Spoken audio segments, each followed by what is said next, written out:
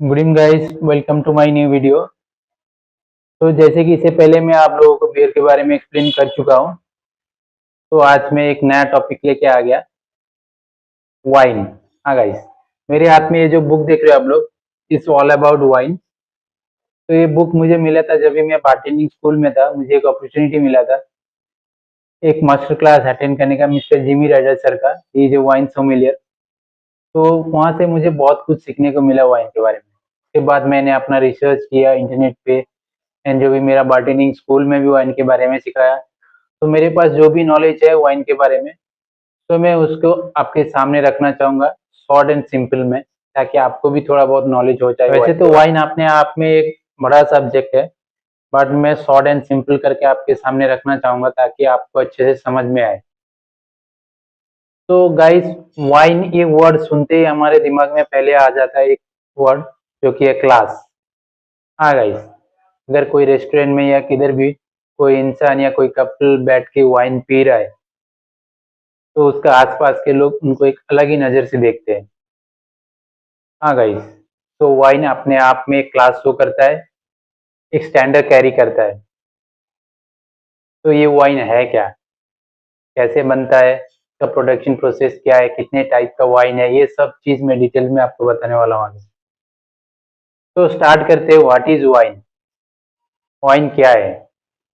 तो आप ऐसे एक्सप्लेन कर सकते हो कि wine is an alcoholic beverage made from fermented grape juice. हाँ गाइस, ग्रेप जूस से ही बनता है ना वाइन मेकिंग प्रोसेस। तो इसका बहुत सारे स्टेप्स है फ्रेंड्स।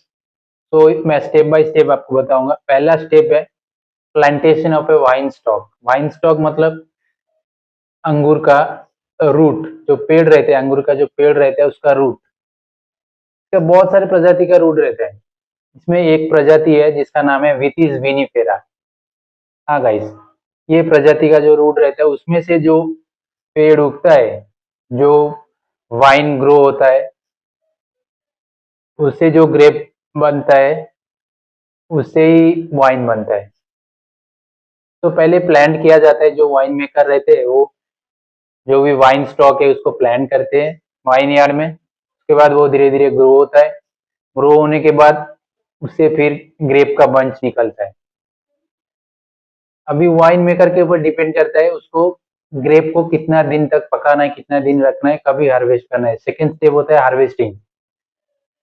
अभी कभी हार्वेस्ट करना है वो रहता है वाइन मेकर के ऊपर, क्योंकि जितना पकता है ग्रेप उतना उसमें स्वीटनेस बढ़ने लगता है। तो उसको कितना स्वीटनेस चाहिए, किस टाइप का वाइन बनाना है, तो उस हिसाब से वाइन मेकर जो है वो ग्रेप हार्वेस्ट करते हैं। हार्वेस्टिंग के बाद उसको डी स्टेमिंग किया जाता है।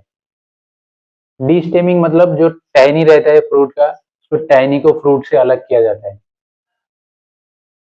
उसके बाद आता है क्रशिंग।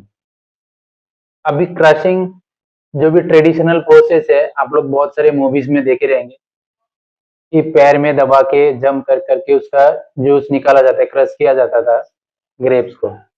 अभी जो है मशीन के थ्रू भी वो किया जाता है। तो अभी क्रशिंग करके उसका जो जूस निकलता है उसको बोलते हैं, साइंटिफिक नेम है उसका, उसको बोलते हैं मस्ट, MUST, मस्ट।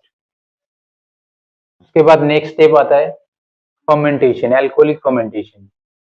जो भी वाइन मेकर रहता है उसको फर्मेंटेशन टैंक में डालता है फर्मेंट करने के लिए। उसके बाद आता है नेक्स्ट स्टेप, मैशरेशन।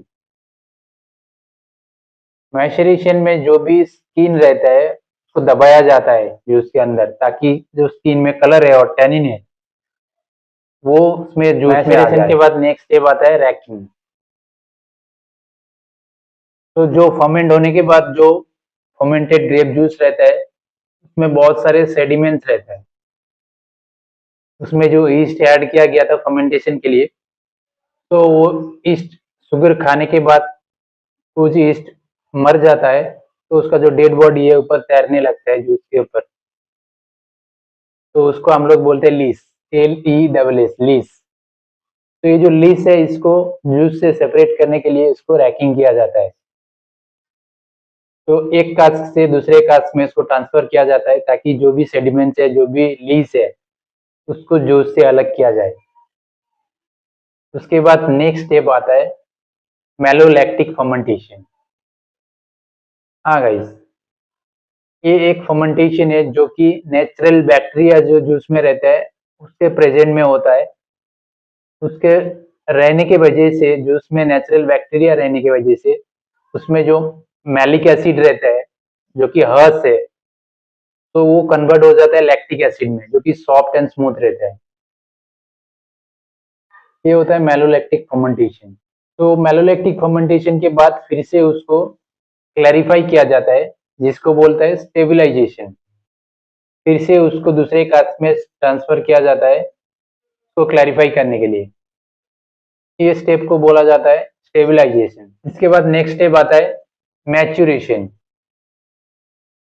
हाँ गाइस, मैच्योरेशन में जो भी कास्ट में जो ये रहता है उसको मैच्योर करने के लिए तो बैरल में ट्रांसफर किया जाता है। जो भी फर्मेंटेड ग्रेप जूस रहता है कास्ट से उसको बैरल में ट्रांसफर किया जाता है, उसको बोलते हैं मैच्योरेशन। इसके बाद बॉटलिंग किया जाता है।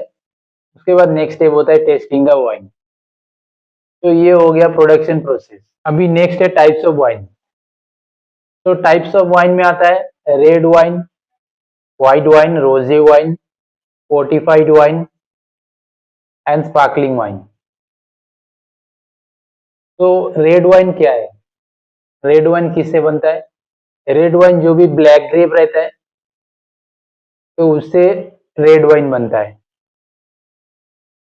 फर्मेंटेशन के टाइम में जो भी स्किन रहता है, जूस के साथ स्किन को रखा जाता है फर्मेंटेशन टैंक के अंदर ही, ताकि स्किन का जो कलर है और टैनिन है वो ग्रेप जूस में आ जाए।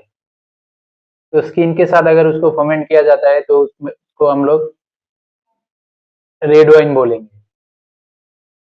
अगर रोजे वाइन बनाना है तो क्या करता है वाइन मेकर, तो स्किन के साथ ही उसको फर्मेंटेशन टैंक में डाला जाता है, बट एक पर्टिकुलर टाइम के बाद स्किन को जूस से अलग कर दिया जाता है।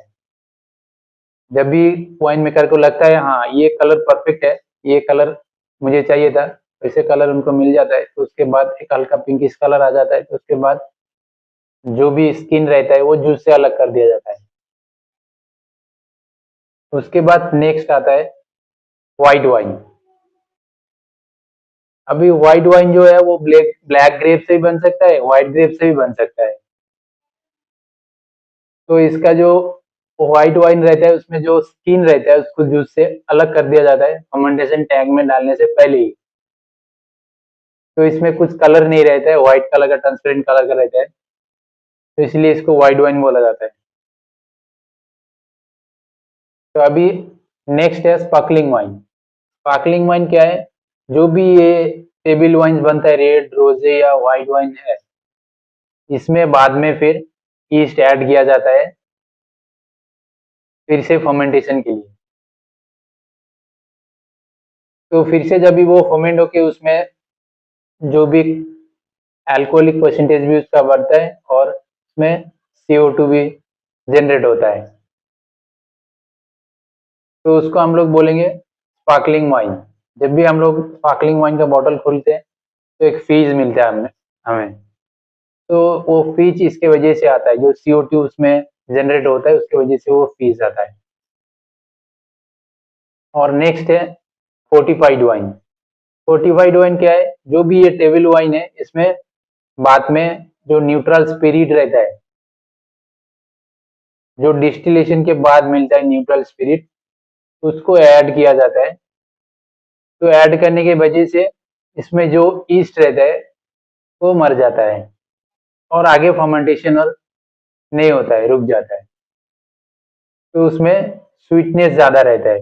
जो ईस्ट है वो शुगर को खाता है, तो ईस्ट मर गया तो उसमें शुगर रह गया, तो उसमें स्वीटनेस ज्यादा रहता है, शुगर लेवल ज्यादा रहता है। तो ऐसे वाइन को जैसे ओट हो गया, शेरी हो गया, ये सब हो गया फोर्टिफाइड वाइन।